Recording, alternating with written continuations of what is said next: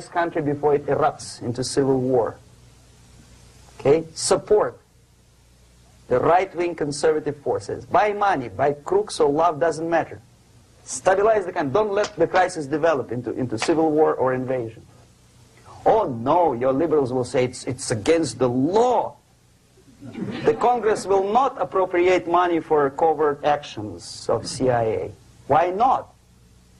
Should we wait till the normalization come and Soviet tanks land in Los Angeles airport? Now, at that point, at the point of destabilization, also the process could be reversed. Again, easily than this. No CIA involvement at this point. You know what it takes here? Restriction of some liberties for small groups which are self-declared enemies of the society. As simple as that. Oh no, the media and liberals will tell you this is against the American Constitution. How can we, by force, deny the civil rights to criminals, for example? It's not good. Okay? So we allow them to. Okay, if you allow the criminals to have civil rights, go on and bring the country to the crisis. This is a bloodless way to do. Curb the rights. I mean, not to put them in prison. No, I'm not talking about putting all the gays from San Francisco in the concentration camp. Do not allow them to take political force. Do not elect them to the seats of power, whether it is municipality level, state level, or federal level. It has to be beaten in the heads of American voters that a person like that in the seats of power is an enemy. Do not be afraid of this word. It is an enemy. If he is not an enemy here, he will be here. Later on, he will be shot, of course. But at this point, he is an enemy. Okay? You are doing great service by denying him a right to capitalize on his own crazy ideas and become a powerful man, a man who uses the seat of power.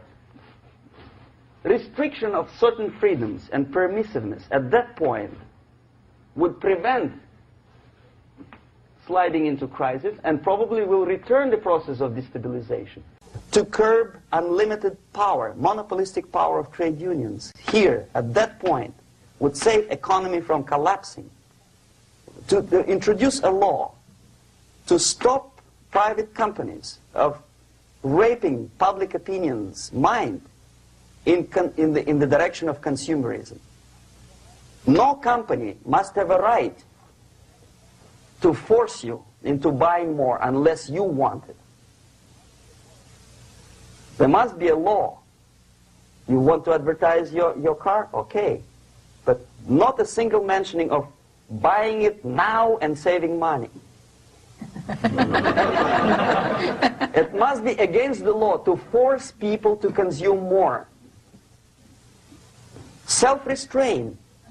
Previously, before this process started, the self-restraint was a business of church, religion. Because our preachers, the fathers of church, would tell us, material values are good, but it's not the prime function of human being. Because you have to live with something. Obviously, the design for our life is not to consume more deodorants. There must be something greater. If such a complicated instrument as human body was created, obviously there must be some higher purpose for that. And it's very easy to avoid destabilization by denying the greedy companies one little freedom, one little liberty, forcing you into turning yourself into processors of unwanted products and goods. They turn you into machines, like the worm who there's inlet and outlet. So, and how long an average appliance lasts these days? Less than a year. Why? Where's workmanship? Oh, we want you to buy more. Okay.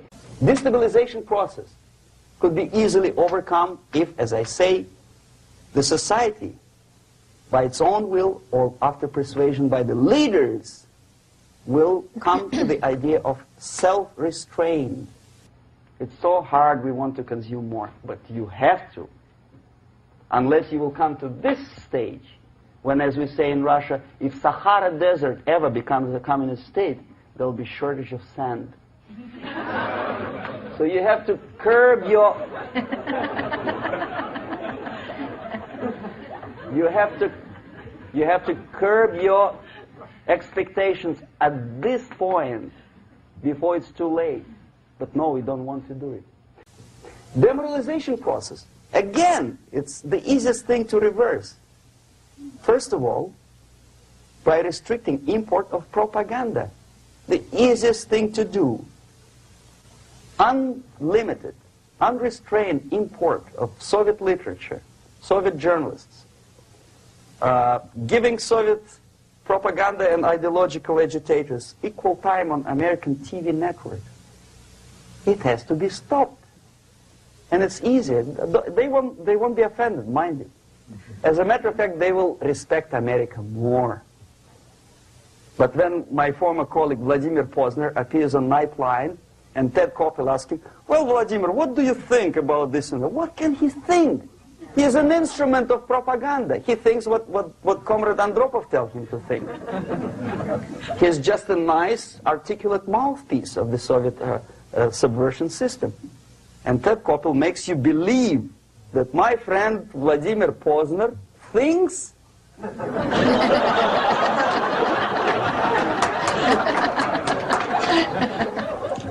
the process of demoralization may not have started at all if at that point the country, which is a recipient of subversion, actively, not violently, but actively, prevents importation of foreign ideology.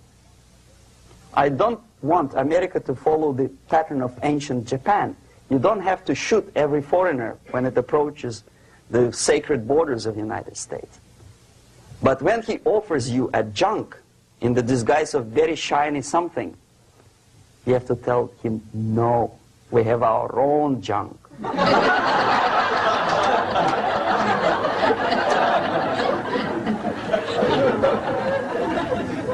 If at that point the society is strong, brave, and conscientious enough to stop importation of ideas which are foreign, then the whole chain of events could be prevented. Recently I've been to the Philippines, and I was shocked how in big cities like Manila, children listen to deafening music. A melodious nation with long traditions of good, nice ethnic music, introduced by Spanish long time ago, maybe 2 centuries, 3 centuries ago, I don't remember how long. All of a sudden listen to musical garbage, blasting their radios at full blast, at full volume. Why? In India, I spent many years watching the reactions of Indians walking out of movie theaters after seeing Hollywood production. They couldn't figure out why Americans are so wasteful. They smash their cars, their shiny cars, every 5 minutes. How come they shoot each other for $500,000?